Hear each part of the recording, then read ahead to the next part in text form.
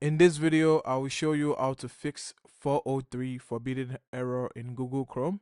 And if you find this video helpful, please do not forget to like and subscribe. Now, the 403 error indicates that the server has understood your request but refuses to authorize access to the requested resource.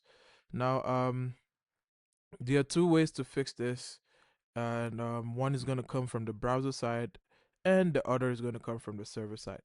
Now, for the purpose of this tutorial, we're only going to tackle the browser side, as the server side has to do with the developer. Now, the first thing you should do is refresh the page. A temporary glitch might be the cause, so simply refreshing or reloading the page is a simple first step. And we're going to refresh.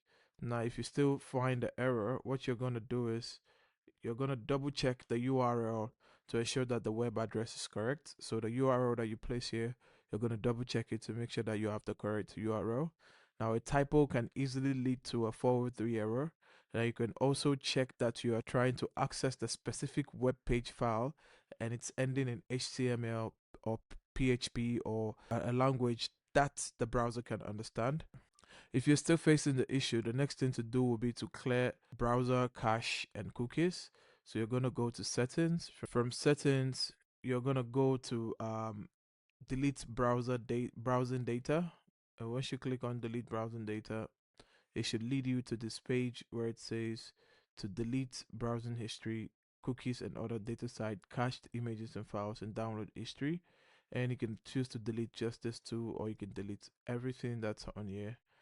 Once you delete data, it'll refresh. And now if that still doesn't work, the next thing I'd advise is to browse in incognito mode. So you're gonna click on these three dots here and you're gonna click on new incognito mode. And once you click on it, it's gonna go on incognito mode and you're gonna be able to browse from there. Now if it's still giving you a problem, then the next thing I'd like you to do is to disable Chrome extensions.